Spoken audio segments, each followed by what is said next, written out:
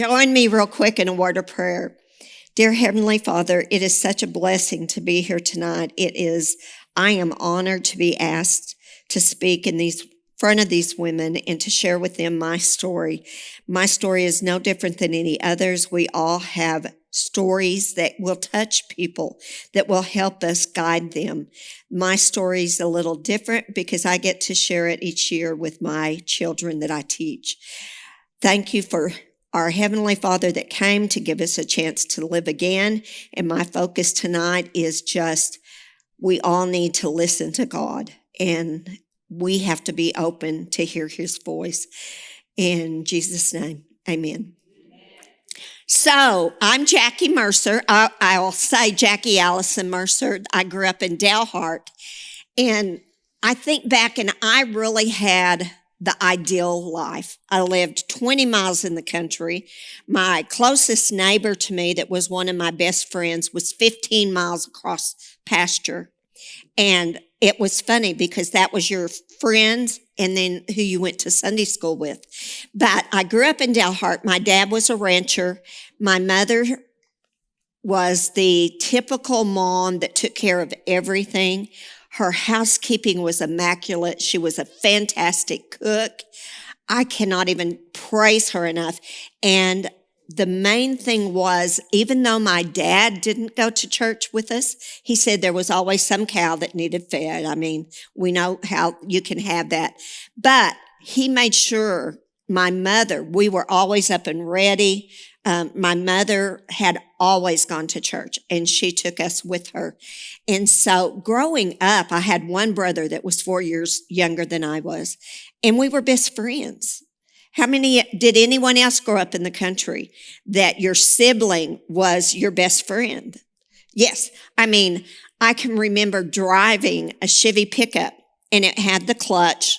So I was too short, and I would sit in the seat. My brother was in the floor doing the clutch and the gas, and we were just given rein across the ranch. And we would just go everywhere. We had guns with us. We'd go prairie dog hunting. I mean, so, that's the way I grew up. And my dad was John Wayne. He was truly the cowboy from years back. Everything was done with a handshake. There was nothing that meant more to him than everyone knowing that he was an honest man. Wouldn't it be nice to have that again today, where you trusted people? And I'm just amazed, but he was truly that guy. And so you never thought anything. I just thought everyone's life was like mine. But it wasn't. And my aunt, that was my mother's sister, she was divorced, and her kids grew up as my sisters too, because I just had my brother. But life for her was harder. And then my grandparents that lived in town, my grandmother was diabetic, and I never remember her seeing. But I'll tell you what, she could whip anyone at dominoes. You had to say what you played, and she knew, and she'd beat us all the time. But growing up in a small town is really unique, and I loved it dearly. I was involved in speech. I was a band nerd. I was a drum major. I was a debater, an impromptu speaker. I was in theater. That's what I loved about a small town. You could do everything, and you can't do that anymore. They start making you choose and things. So I was lucky, and I did that. So I was also a rainbow girl. There's probably no one in this room that had ever heard of, thank you, Rainbow Girls. Oh, yes, with Eastern Stars. And it was such a service, and I enjoyed doing that. I was a candy striper. I mean, I'm really telling, I was one of the little pink girls. And what helped me with that, though, is being in the nursing home and volunteering. Learning how some people don't always have the wonderful life, but being around sick people, we don't let our kids are clueless. My mother had MS, and she was diagnosed. My brother was sick, so pretty much all my life, I remember that she would have good days and bad days. But she taught my brother. She was the sports fan in the family. We played ball in the house. I have 18 stitches from playing volleyball, and we knocked the light out and came crashing on my foot. We just did fun things, and that's how my mother was. But all I remember is her teaching me how to pray. And she did it in such a way, and this is how I taught my girls. She said, you spell out joy. You pray and thank Jesus. You pray for others, and then you pray for yourself. That's how I was taught to pray. And like I said, I passed that down to my girls. There's something about mother's love, and I think we all know that. And she was so special. My dad was perfect, and my mom was just always there. So I went to school in Delhart, like I said, did all this, went to WT, and that's where I met Tim. And he was from Lockney, and he was his grandfather farm. So we were kind of like, the same thing. And he told me later when he met me and I was talking about the ranch, he thought, I'm going to marry someone with a lot of money. I don't know. Unless you own a really big ranch, ranchers don't have a lot of money. They work a lot. We have plenty. But was he surprised when he found out that, I didn't come with a lot of money, but he married me anyway. So that was good. So we were in Canyon, and we stayed in Canyon. We had gone to Calvary Baptist Church. We helped with the Baptist Student Union. I actually remember Curtis and Buddy Young. You hear Curtis talk about Buddy Young. He actually was friends of ours also. So we had a good Christian-based family and church family. Church families are so important. I cannot even stress enough how much it is. So when Timberly was born, she's our first one, Calvary only had 3 kids in the nursery. And Tim and I talked about it, and we had good friends and everything there. But we started thinking about raising our children in the church and how important it is for them to have that base. And so it was a big jump for us to go from our small church to First Baptist. But we did it because of the fellowship that our girls would have. Lane was 4 years younger. She was a preemie. It's funny, they told me I was carrying 2 tall Jones. They kept on saying, you've got a boy. And I don't know. But they said, they measure that bone and everything. And they said, you have 2 tall Jones. Well, Lane was a preemie and was 24 inches long. That maybe is why I couldn't carry her. I didn't have any more room in there. And, but she was a preemie. They didn't even know if she would live to begin with. And they said, Jackie, are you sure you want your tubes tied? And I said, yes, I do. I only wanted 1 child. But Tim wanted 2, and we flipped a coin, and I lost. Okay. What can I say? God knows what he's doing. Even if I thought we had a different plan, he knew what we were doing. So she was born, and up until she was about 6 years old, anyone that's had a preemie knows it is hard life. Almost died 2 separate times from pneumonia and everything else, but we got her through it, and she was always tall, and it wasn't long till she was as tall as Timberly, and Timberly was 4 years older. Timberly ended up 5'2". Lane ended up to be 5'11". So she kind of was too tall for me. But once again, we were involved in the church. Lane actually said when she was 7 years old, she wanted to be baptized. And here's this mother thinking, she doesn't know what she's talking about. She doesn't understand salvation yet. You're barely 6.5, 7 years old. No, we're not doing this yet. Have you ever thought that they just get it into their mind that this is what we want to do because her sister had? And we just said, no, you are too young. Okay. She never said another thing about it. We were And thinking back, I guess we never really thought about it again because she was just always active. Tim and I both, I did GAs, he did RAs, if anyone was Baptist. We did everything with the girls. The best way, mothers, for young mothers, be active in the church and in your kids' Sunday, well, we don't quite have Sunday school, but life groups, whatever. You find out the best things that's happening in life when you hear what's going on. And that is what helped me. I realize now my mother did the same thing because there were certain kids that I couldn't run around with. And she never would really say why. She'd just go, oh no, I think it'd be better. And, you just go on. So later on, we kind of did the same thing with the girls. We didn't have a whole lot of issues, but you knew what to expect. Table time. When Curtis was talking about that Sunday, that is the most important time. And growing up, we had, because of ranch, and we would have hard hands and shipping, we had a table that would seat 14 men.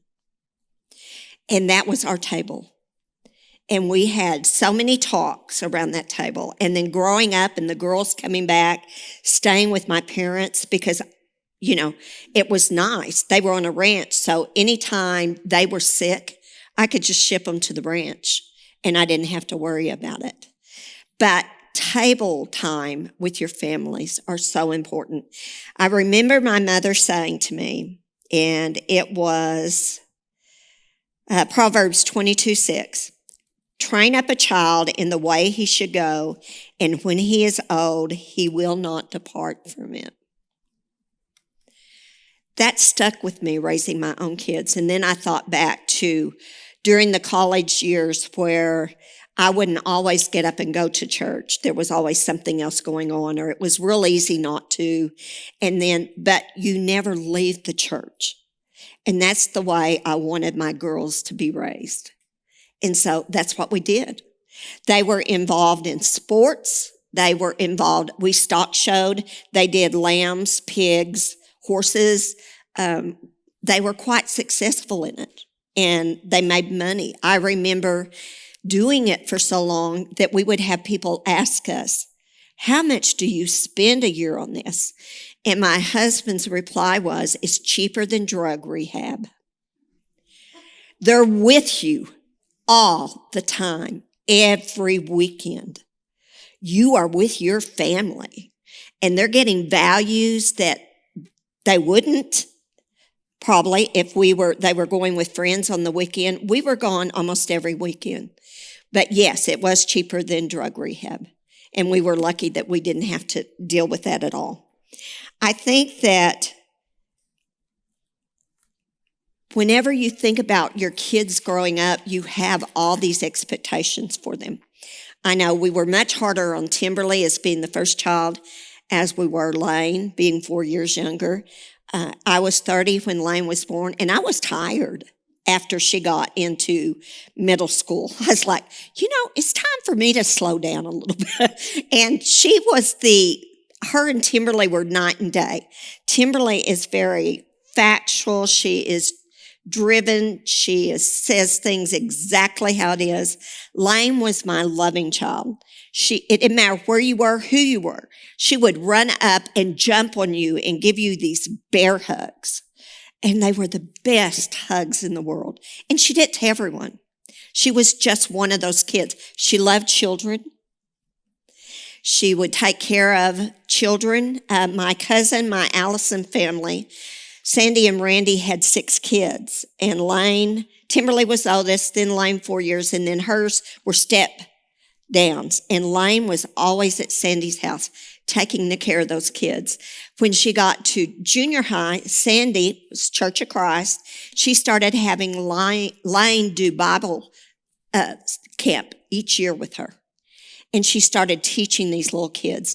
And if you were ever unhappy and she was around and there was a kid there, she would grab that kid and she'd have one on each hip. She just loved people and she loved kids. Many say she was an old soul. But that old soul sometimes comes with problems. I think back, Timberly was graduated in the year 2000. Lane was a very good basketball player. And of course, Joe Lombard was looking forward to her because she was tall. And she told him, Timberly's graduating and I'm going to Happy to school. He goes, you can't, Lane. And she goes, yeah, I can, Coach. She said, you won't let me stock show and play basketball. And he said, oh, I will. And she goes, Coach, I know you. I know you. You will not let me do that.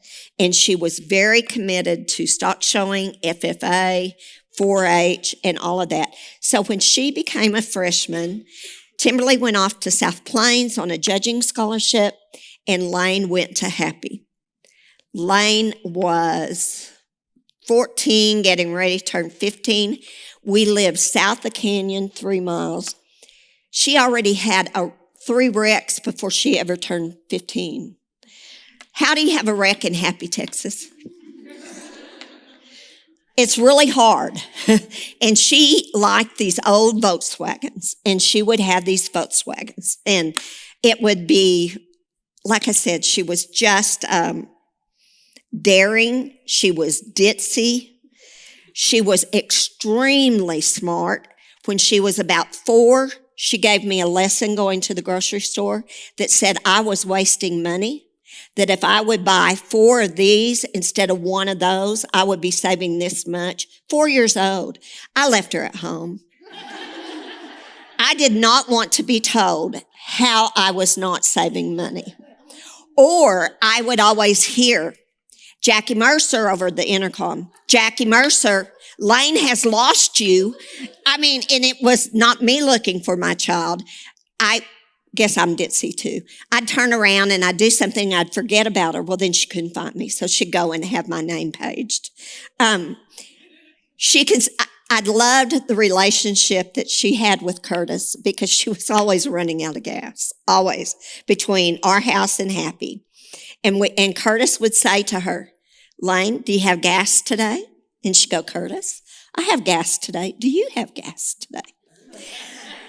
Yeah, we went to the Baptist church, but she had friends that went to the Methodist church. She would go to Sunday school with us, and then she would go over to the Methodist church and have church over there. And then we'd meet up later and get back together. But she loved people. I was just amazed at the love that kid had to give. But let me tell you, there was a stinker inside of her that she was not perfect. And I was embarrassed many times when I heard the stories that she had done. One, I remember Timberly had gone to South Plains. She came back and she was at WT. And she called me and she goes, Mom, I just want you to know, Lane's drinking. And I go, what? She's drinking? Her and Jeremy come by and steal the beer out of my fridge. And I went, Timberly, you're 20. You're drinking? Here I am. Oh my gosh, yeah.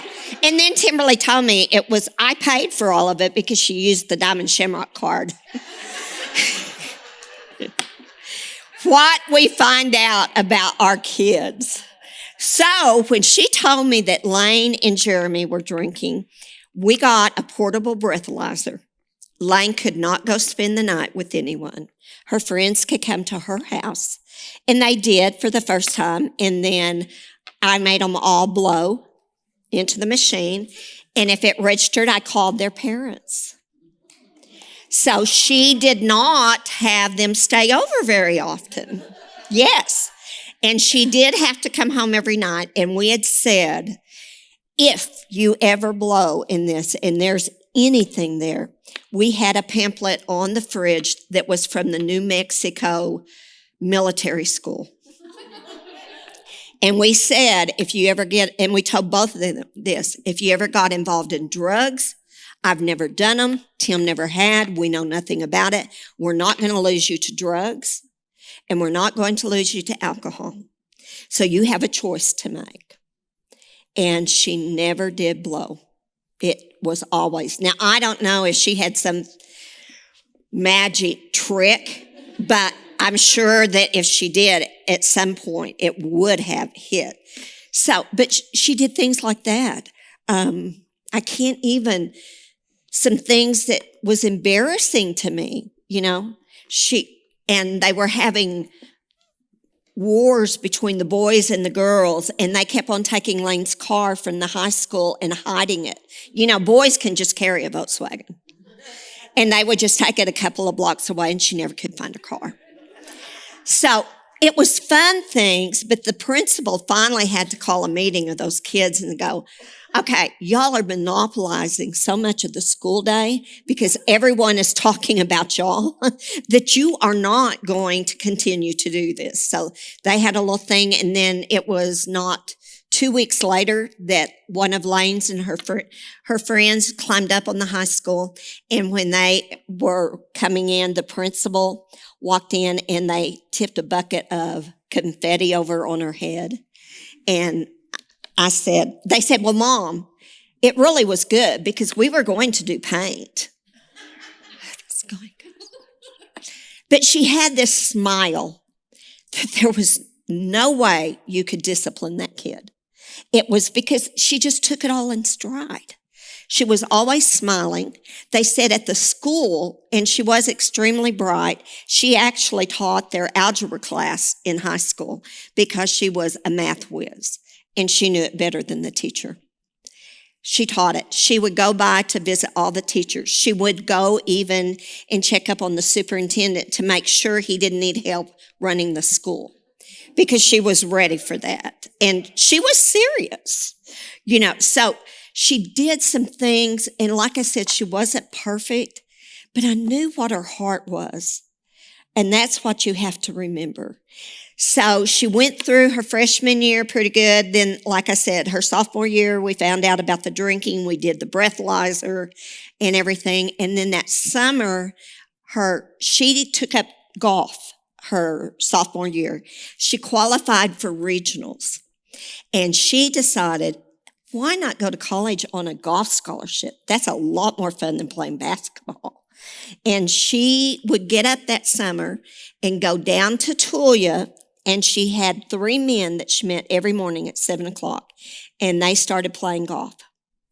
Her and those men that were in their 60s and 70s. And she became part of them. Then she would leave the golf course and she'd go ride the tractor with her boyfriend, Jeremy. And then she would make it by Hidden Falls Ranch, which is her friend Aaron's parents rented. And she would go by there because they always had food. And then she'd gradually make her way home, take care of her animals and everything. But at the beginning of the end of her sophomore year, she came up and she said, Mom, what if the world ends tomorrow? I said, well, we'll be happy. And she goes, I know we will be. And she said, but what if it did? I have all that money sitting in the bank. Because they did have quite a bit that they had gotten from showing their animals. And it was hers and Timberly's. And, she goes, I want to buy a jet ski. I go, Lane, what are you going to do with a jet ski? Well, I'm going to haul it to school in Happy. And then they would go over to Mackenzie Lake after school and ride the jet ski. And I said, if you can talk your sister into it. Did not think Timberly would go along with it. Well, guess what? Timberly went along with it.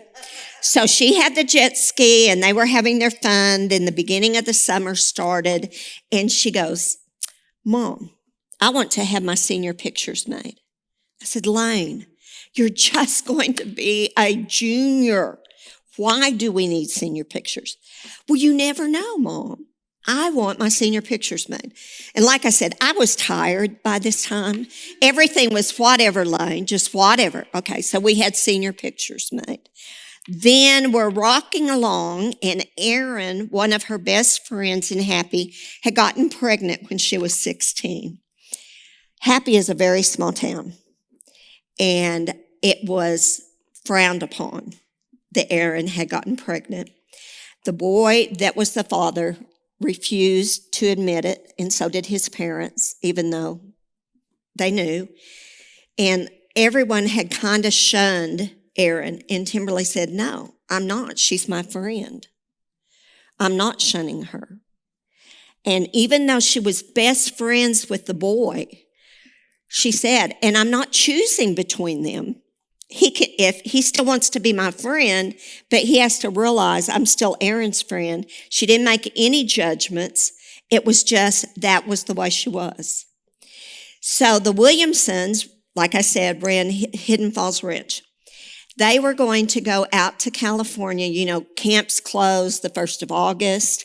They were going out to California. They wanted to go to Disneyland. So they headed that way. And it was about 2 weeks before the trip was planned that she came in to me and she goes, Mom, I just want to prepare you if some night I don't come home. It's okay. Because it is really a crappy old world. And who wouldn't rather be in heaven? Well, she had just given the eulogy for my mother's funeral 6 months before that. I could not do it. My 16-year-old daughter is the one that helped put my mother in the nursing home. She was 14 at the time.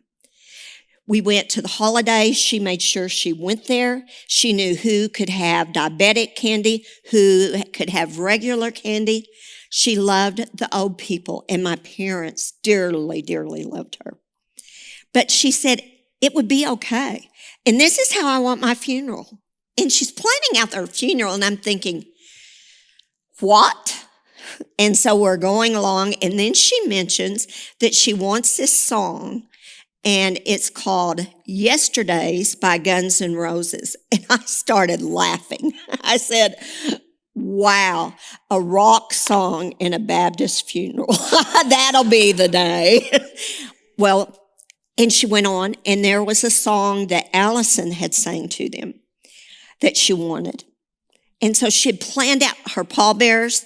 She said, my room has to be left the same. And I just kind of blew it off. You know, I'm just thinking, as I said, she was ditzy. What can I say?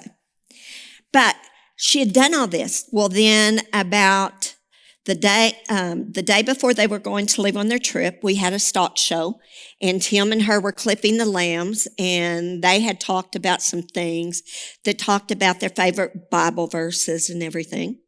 I didn't know about this at the time. He didn't know about my conversation. And then after she got home from the stock show, she went by and saw her favorite teachers in Happy and told them all goodbye. She had called grandparents and everything else, you know, saying, well, and everyone just thought, you know, she's leaving on her trip. Who knows? But the morning of the trip, I woke up and I knew in my heart that it would be the last time I saw her. And I begged her not to go on that trip. I said, I will take you anywhere you want to go. Just stay home with me and we'll go together. Mom, I can't do that because Erin won't go. And her family needs her to go with Madison. And that's the only way she will go. And I go, I just have a bad feeling about this, Lane. No, Mom, I'm going. Well, Byron had woke up sick that morning, I later learned, and they called and they go, well, we're not leaving today. And I thought, praise the Lord. And then they called back, he's feeling better. So here we are, and I walk her out, and we cut across, you know, the bar ditch so they don't have to turn around and swing at our house and tell her goodbye. And I go back into my bedroom, and I was watching, I'll never forget, because Sundays was my day. I watched NASCAR, guys. I did. I don't know. There was just something about NASCAR. And that was back with Jeff Gordon and all of them and Dale Earnhardt. But that was my quiet time while Tim was in there watching some shoot it up movie that we'd already seen for the 10th time. I would stay in the bedroom and I'd read because I was an avid reader. And I was watching NASCAR and I hear the phone ring. And Tim comes into the bedroom and he goes, hurry up, we got to go. I said, okay. I said, there was a wreck, right? He goes, yes, there was a wreck. Okay. We load up. We head to Tucumcari. I don't know if you've ever been on the road to Albuquerque. It's right outside of San Juan, and there's that big dip down, and then it's right off of a bridge and everything. Well, what had happened was they were pulling a travel trailer. An 18-wheeler pulled into their lane at the top of that drop and had pulled into their lane and caused a wind shear. And that wind shear had blown them off the road. Totally just blew them off. Lane and Erin and her sister Elise had been in the back of the Suburban sleeping. Madison's born in February, so about 6 months old. She was in her car seat and everything, and Byron and Pam and Pam was driving because Byron had been sick. And so they rolled and rolled and rolled. So when we got the call, all we knew was it was a really bad wreck. And there was a possibility that Lifestar would bring Timberly to Amarillo. So we made the decision to leave Timberly in Amarillo with friends, and they would go to the hospital if she came there, and we would go ahead and head to Tucumcari. Well, Tim was driving crazy, which he always did, but we were going 100 miles an hour. Okay, you've been told your kid. And I said, you have got to slow down. And he said, why? I said, Tim, she is gone. I'm telling you. And he said, no. So about that time, we got a phone call, and it was from the hospital. And they said, are you on your way or whatever? And I said, yes, we're on our way. But I said, I need you to tell my husband that she's already gone, because we're going to end up being killed too, the way he's driving. And they go, oh, we don't tell the families that. I said, you don't have to tell me. I already know. And he goes, yes, Lane has passed on. I said, okay. So I told Tim, slow down. We're going to drive. We started planning about what we needed to do first. We needed to get someone over to the house. Randy was there, and Langan, and they were such a good friends, and others. We said, we need y'all over there with Timberly. And we went on to Tucumcari. And when we walked into the emergency room and looked at my child, she had the biggest smile on her face. I want to tell you, I regretted so much not taking Timberly with us, because it just touched my heart. And I thought, it's okay. It's okay. Because she had this big old smile. Well, Pam Williamson felt so guilty because she thought if Byron had been driving instead of her, that it wouldn't have happened. He would have known what to do. And I said, Pam, that's not true. God is in control. It had nothing to do. And she goes, Jackie, I know you hate us. I said, no. I'm thankful because Lane was going to die that day. I'm thankful she was with you and not her sister. Then Timberly would have that guilt. And I would never wish that on her sister or anyone. But I know you can handle this. And she was just shocked. But it was a calm because Lane had told me she wouldn't be back. I mean, and we were just like, and so, questions. Curtis was at Duke finishing up, and so we had to get a hold of him to see if he could come back. And they did. I don't even remember, was he finished or y'all came back early? I don't remember either, but I do know that that was the thing, because she had said she wanted Curtis. She didn't want our Baptist preacher. And he came back, and so we're talking, and then, it still hasn't sunk in of everything that she'd talked about, but I didn't have to worry about planning a funeral because she'd already done it. And you're just thinking, okay, we can get through this. She was very strong in FFA, like I said, in 4-H, but we had people coming, and one of the things out of this is it taught me how to respond to people that have lost someone. There are no words to say. The best thing you can do is give them a hug and say, I love you. we started making a David Letterman top 10 list of things not to tell the family after an accident. One of them was, don't tell them that you understand because your dog died yesterday. Don't mention that. Don't tell them that it's okay because you still have another daughter.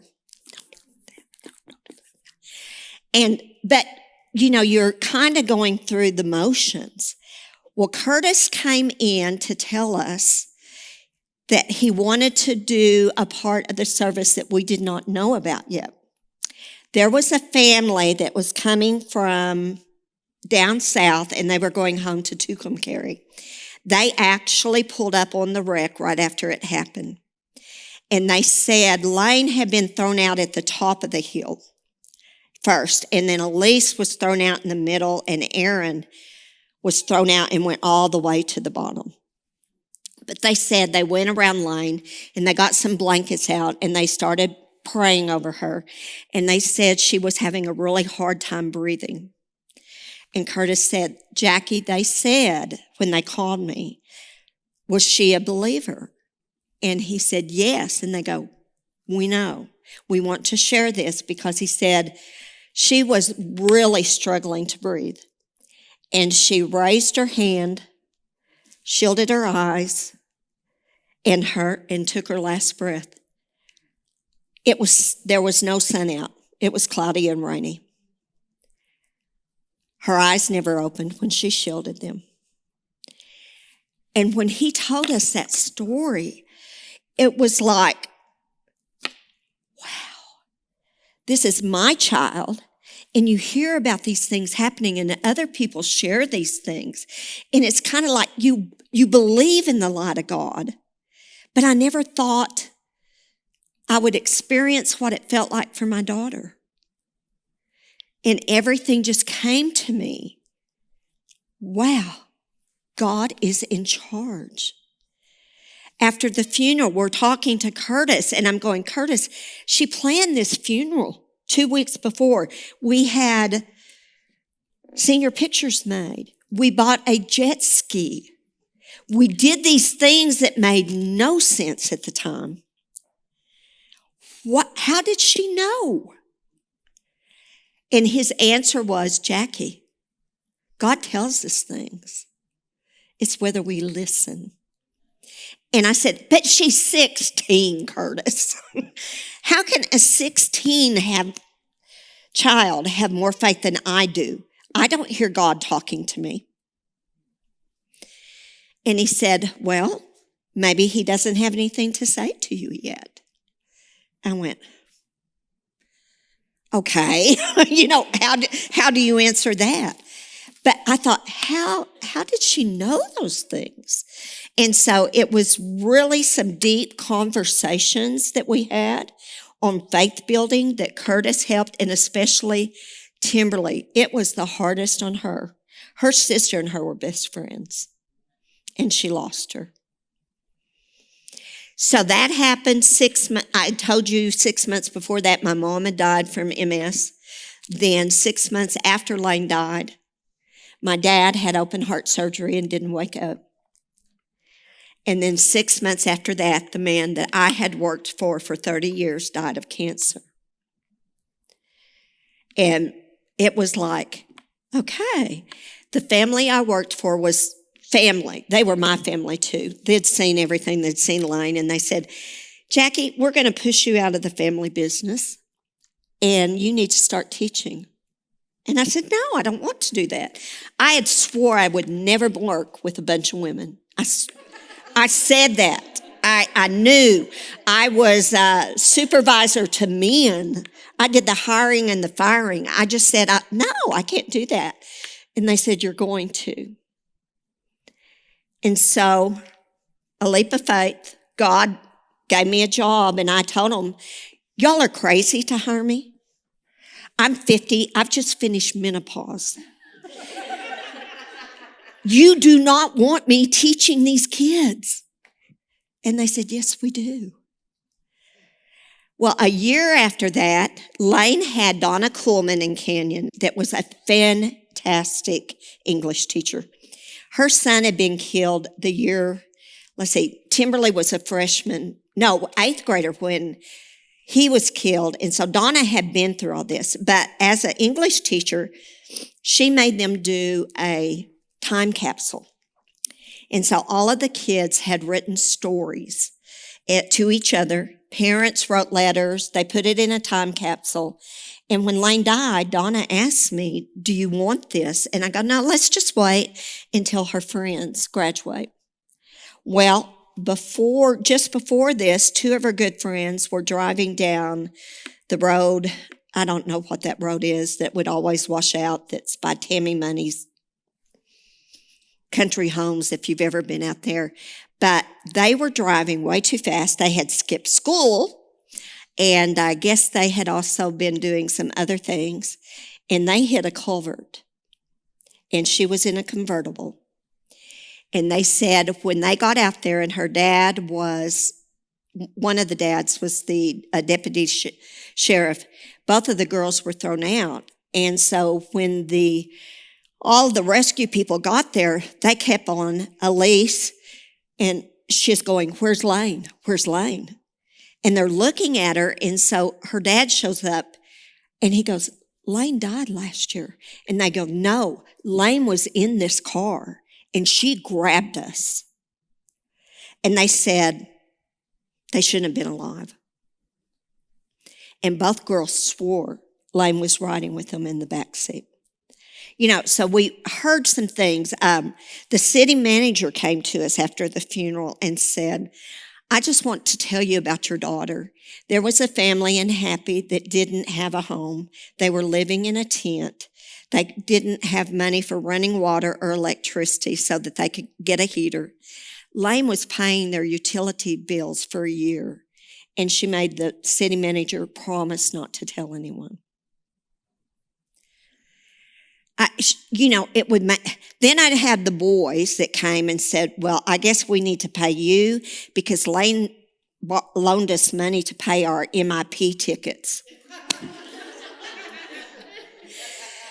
I said, Tim, she had too much money. But she had this heart. But what hit us was when they got their letters, Lane's friend Kyle called and said, Jackie, I've got to come out there now. I have a story for you. And so I said, sure, because we stayed in touch with her friends and everything. And she brought it out, and she brought me Lane's letter that she had written to Kyle. And she said in this letter, Kyle, I will not be with you when you read this, but trust in God. He will always have your back. She wrote that to all of her friends. She wrote that 2 years before her accident. So once again, we trot down to Curtis and said, how? How did this happen? He said, Jackie, I don't know if she knew, but God gave her the gift, and she went with it, and still, who knows? I said, well, I want to know when I get to heaven. I want to know. I mean, the blessings I got from that kid strengthened me so much. But one thing that had always bothered me is that we didn't let her get baptized when she asked. And I carried that guilt with us it was just 2 years ago, I guess, when we were having something at church where it's renewing or learning. Yes. And Timberly and I both went, and it was like the light went off. And I said, Curtis, I feel guilty because we didn't let her. We didn't believe enough. But God knew what he was doing at 6. But it didn't matter because she still went to heaven. But I was able to get rid of that guilt. That's that Baptist, I think, that was, or Tim's parents were telling us, you should let her be baptized. She won't go to heaven. But guys, the strength that she gave me, but the most strength she has given me is teaching my 8th graders. Each year that I start, I tell them the story of Lane. And I tell them, if your mother ever has to bury you, at a young age, make sure you've done something that they can be proud of. Because if it's just bad stuff, it will kill your mother. I know God did it to prepare me because I'm the one that had suffered through my mom and everything else, and he knew the relationship that we had together. But when she told me that and it happened, it was okay. And I never thought I would have had that I could. So here I am, the one that's consoling everyone else. But my strength through that. But when I tell my kids this story and I go into it and they want to know, how did she know? I said, God talks to you. Are you ready to listen? And just this year, on my 18th year, because remember, I didn't start teaching till I was 50. And so I want to make it till 70 and have 20 years. But this year, when I told them that, I have started going a step farther. I read a daily devotional to them each day in class. And I have had a boy come up to me, and God has placed him there, and his name is Joseph. And he does not know the Lord, and he has started asking me questions, and I am sharing stuff with him. And I've finally decided I don't care what the law says. I'm here to sow the seed. My daughter told me that, Mom, you are at a school. I teach at Sam Houston. You're at a school that needs this, and I do it every day. We've had kids that have been sick, and I've asked the kids, do you want to pray? We have prayed in my room. If they fire me, I may be calling all of y'all to provide supper sometime. I don't know. But her death changed me. The main thing is Timberly was on the wrong track. She was drinking a lot. I found out that one of the roommates was living in a garage and he was selling marijuana out of her garage. Found that out. And we had just disowned her 2 weeks before Lane's accident. The day that Lane died, Timberly said, whoa, that was it. We got one daughter back. I can't even say I lost one. One went home, but I got my other one back. There is always something good in a loss. It's just we have to find it. And I'm trying to be more conscious of that. God, tell me. I still pray for the gift of voice every day, and then I start singing, and it didn't change. I keep on thinking, okay, come on. But God does take care of us. I started thinking if I had started teaching when I graduated from college, I wouldn't have been able to be room mother and do every party my kids did. I wouldn't have been able to do PTA president. I wouldn't have been able to go to all these stock shows. God had that plan. But we don't always know. I'm trying to be more open-minded. Heaven forbid I don't want anything to happen to anyone else's child. It hurts. And I kind of lived in a fog. But God made me stronger, so much stronger in the fellowship. And I've been raised in the church, but there's a difference when tragedy hits. And you see that God has this all planned out, and he has taken care of us. The hardest thing is Timberly's getting married this weekend, and she said she was never getting married, losing my mom, my dad, and her sister. And then 2 years after that, I got a letter in the mail that said Tim was cheating on us. He was cheating on her too, me.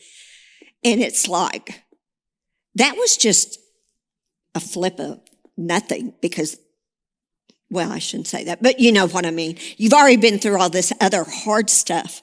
And then I thought, okay, God, that was in the plan too, because I never did dream about having grandchildren.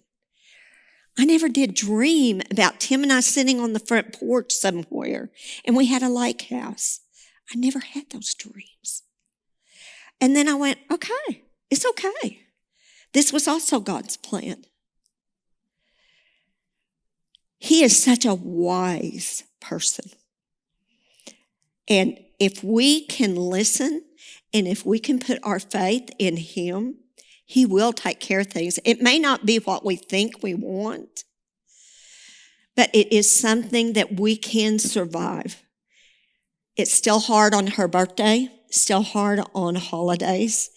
Let's think of all the people right now with the holidays coming up and those they have lost. It is a huge time for depression. They say suicide happens more around this time of year. And we forget that because we have our families. But all I can say is God has been good.